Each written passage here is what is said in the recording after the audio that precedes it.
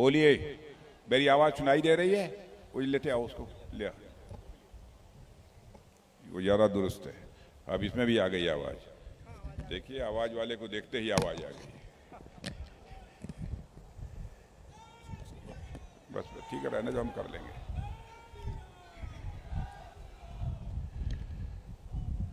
क्या हाल है? आप लोग मजे में? ठीक ठाक हुआ कि नहीं?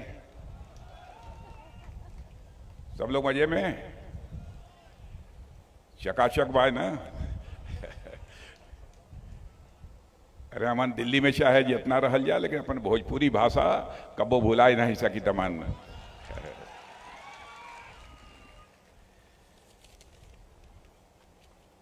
हमारे यहाँ के प्रत्याशी और राज्य और केंद्र सरकार के पूर्व मंत्री श्री उपेंद्र कुशवाहा जी, भारत सरकार के पूर्व मंत्री श्री राधा मोहन सिंह जी, श्री राजेश्वर राज जी पूर्व विधायक, श्री राजेश्वर चौरसिया जी पूर्व विधायक, श्रीमती निवेदिता सिंह सदस्य विधान परिषद, श्री आलोक कुमार सिंह, श्री कपिल कुमार जिलाध्यक्ष रालमो रोहतास, अजय कुशवाहा जिलाध्यक्ष जदयू, श्री अखिलेश सिंह राष्ट्रीय सचिव रालोमो, श्री चितरंजन सिंह प्रदेश उपाध्यक्ष रालोमो, श्रीमती अरुणा देवी नेत्री जनता दल यू, मनीष सिंह भाजपा नेता, रेशमा पटेल जिला पार्षद, सुनील सिंह, श्री गया सिंह, श्री मदन प्रसाद वैश्य, श्री विजय सिंह, श्री रिंकू सिंह जनता दल यू नेता, ओम प्रकाश सेतु प्रवक्ता जदयू, सत्येंद्र सिंह जनता दल यू, राम कुमार शर्मा, आनंद गुप्ता और यहां मौजूद मेरे सभी सम्मानित बहनों एवं भाइयों, शायद इस स्थान पर पहली बार किसी सार्वजनिक सभा को संबोधित करने के लिए आप लोगों के सामने मैं मौजूद हूं। इसके पहले तो कभी नहीं आया हूं ना? आए हैं इसी मैदान में? नए नए दूसरे मैदान में आए होंगे। हाँ, मैं जल्दी भूलता नहीं हूं। मैंने लंबे समय के बाद आए हैं, फिर भी आप लोगों ने तालियां बजाकर बहुत ही गर्मजोशी के साथ स्वागत किया है। भारत की परंपरा है और शिष्टाचार का तकाजा भी है। स्वागत, अभिनंदन और सलाम दुआ कभी एक तरफा नहीं होना चाहिए। इसलिए मैं भी अपनी तरफ से शीश झुकाकर आप सभी बहनों भाइयों का हार्दिक अभिनंदन करता हूं। आप सभी का मैं स्वागत करता हूं। आज मैं यदि आया हूं तो उपेंद्र जी कुशवाहा के लिए आया। आप यह पूछेंगे उपेंद्र जी कुशवाहा के लिए क्यों आए हैं? क्योंकि हमारे यह एनडीए के सहयोगी हैं, एनडीए के नेता हैं, और जब यह जीत कर भारत की संसद में पहुंचेंगे तो प्रधानमंत्री बनाने का सवाल खड़ा होगा, तो श्री नरेंद्र मोदी को ही भारत का प्रधानमंत्री बनाने के लिए अपना पुरजोर समर्थन देंगे।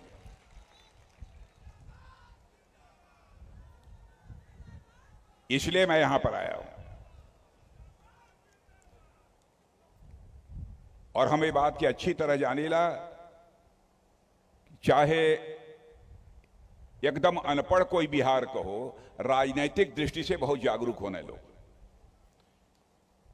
गांव में चौपाल पर कौड़ा पर जब बैठ जाई हैं तो केवल भारत के राजनीति की बात न करी हैं, देश विदेश तक का राजनीति की बात करी हैं लोग।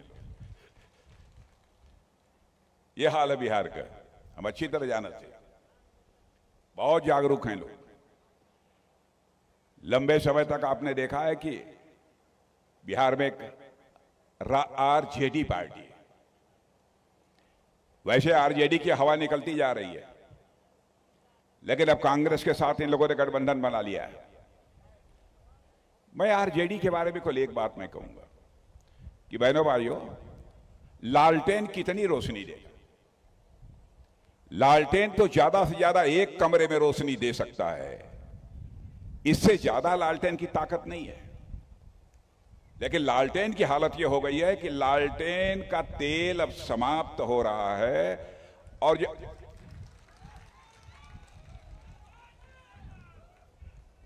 आई घरे में देखले हुआ तो हम लोगन कि जब लालटेन का तेल जब खत्म होए लगाला तो बत्तियां भभकैले। नहीं नहीं लगे पुरान लोग जब बैठे हो मालूम हो ही लालटेन नया लड़का न जानत हुई है। जब भभके लगा तो मान ला कि लालटेन बुझाए वाली है और एक तेल खत्म है। यह हाल आरजेडी के लालटेन का ही है। कांग्रेस की हालत तो ये हो गई ले, कांग्रेस की हालत तो ये हो गई ले कि 10 साल के बाद आपके घर को कोई बच्चा हो या आप पूछबा कि कांग्रेस, तो कहेगा कौन कांग्रेस। जैसे दुनिया की धरती से डायनासोर लुप्त हो गया है, वैसे ही भारत की राजनीति से यह कांग्रेस 10 वर्ष के बाद लुप्त हो जाएगी। आप देख रहे होंगे 52 वर्षों तक अखंड हुकूमत इस हिंदुस्तान में यदि किसी ने किया है तो कांग्रेस ने किया है। बहनों भाइयों, भारत को दुनिया में जो ऊंचाई हासिल कर लेनी चाहिए थी, भारत का कद जितना बड़ा होना चाहिए था दुनिया में, 52 वर्ष तक हुकूमत करने के बाद भी भारत का कद उतना ऊंचा नहीं हो पाया। आप यहां के लोग जो विदेशों में रहते होंगे, आप उनसे पूछिएगा 10 साल पहले भारत के बारे में दुनिया के देशों में क्या धारणा थी और आज दुनिया के देशों में भारत के प्रति क्या धारणा है। पहले दुनिया के मंचों पर, अंतर्राष्ट्रीय मंचों पर भारत यदि बोलता था तो भारत की बातों को लोग गंभीरता पूर्वक नहीं लेते थे। कहते थे भारत यह तो कमजोर भारत है, गरीब भारत है। क्या हम इसकी बात सुने? बहनों भाइयों, हालात बदल गए हैं। आज भारत यदि दुनिया के मंचों पर बोलता है, सारी दुनिया कान खोलकर सुनती है। दुनिया कान खोलकर सुनती है कि भारत बोल क्या रहा है। यह भारत की हैसियत सारी दुनिया में बनी है। जहां तक भी महंगाई का प्रश्न है, हमारे पास आंकड़े हैं, मैं आंकड़े दे सकता हूं। दुनिया में सभी देशों में सबसे कम महंगाई यदि कहीं पर है तो भारत में। कोई हमसे प्रमाण मांगेगा तो मैं प्रमाण देने को तैयार हूं। मैंने तैयार कराया है और इसको लेकर मैं चल रहा हूं। मैं प्रेस के दोस्तों से भी कहूंगा कि आप इसे जरूर नोट कर लें। महंगाई का जहां तक सवाल है, भारत की खाद्य महंगाई सबसे कम है, 2.91%। अमेरिका में 7.7% है, फ्रांस में 19% है, ऑस्ट्रेलिया में 8.5% है, पाकिस्तान में 48% महंगाई है, ब्रिटेन 19%, जर्मनी 8% और जापान 8.5% और श्रीलंका में 21%। बतलावा, सबसे कम 2.91 माने 3% से भी नीचे महंगाई दुनिया में कौनो देश में हो तो हमारे और आपके देश इस भारत में है मेरे बहनों भाई।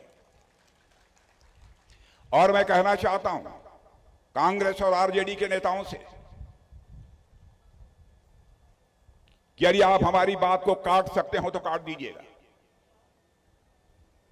हमारी गलती होगी तो मैं इसे स्वीकार कर लूंगा, क्योंकि बहनों भाइयों, जिंदगी में हमने राजनीति की है तो जनता की आंखों में धूल झोंक कर राजनीति नहीं की है, जनता की आंखों में आंख डालकर राजनीति की है। हमारी पार्टी भी, हमारा एनडीए भी। आपको याद दिलाना चाहता हूं, जो हम लोगों ने कहा था वो करके दिखाया। अपने घोषणा पत्र में हम लोगों ने कहा था हम आएंगे, धारा 370 समाप्त करेंगे, जम्मू कश्मीर का भी वही दर्जा होगा जो हिंदुस्तान के अन्य राज्यों का दर्जा होगा। और आपने देखा हमारे एनडीए ने, सबने समर्थन करके बहनों भाइयों धारा 370 को समाप्त कर दिया और आज जम्मू कश्मीर का वही दर्जा है जो हिंदुस्तान के अन्य राज्यों का दर्जा है। हम लोग बराबर अपने घोषणा पत्र में कहते आ रहे थे रामलला हम आएंगे, मंदिर यहीं बनाएंगे। तो लोग ये कहते थे हां रामलला हम आएंगे, मंदिर यहीं बनाएंगे, लेकिन तारीख नहीं बतलाएंगे। लेकिन बहनों भाइयों, आपने देखा कि 22 जनवरी को हमारे प्रधानमंत्री ने धर्माचार्यों के मार्गदर्शन में रामलला की प्राण प्रतिष्ठा कर दी है। अयोध्या में भव्य राम का मंदिर बन गया है मेरे बहनों भाई।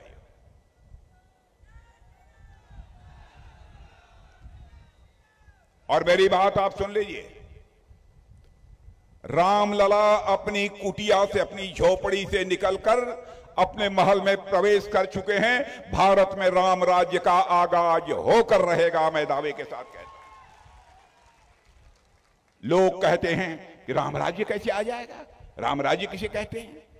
मैं कहता हूं जिस दिन लोगों को अपने कर्तव्य का बोध हो जाएगा कि हमारी जिम्मेदारी परिवार के प्रति, समाज के प्रति और देश के प्रति क्या बनती है, जिस दिन इसका बोध, जिस दिन इसका ज्ञान हो जाएगा, उसी दिन मैं मान लूंगा कि भारत में राम राज्य आ गया। कैकेयी के अंदर यह कर्तव्य बोध नहीं था, कैकेयी के अंदर अधिकार बोध था, हमारा पुत्र ही गद्दी पर बैठना चाहिए। इसी कारण मर्यादा पुरुषोत्तम भगवान राम को 14 वर्षों का वनवास लेना को सहना पड़ा था। यह काम कहा था, हम लोगों ने करके दिखा दिया। बहुत सारी ऐसी चीजें। अब 3 तलाक को हमने समाप्त कर दिया तो कहते हैं कि भारतीय जनता पार्टी हिंदू मुसलमान की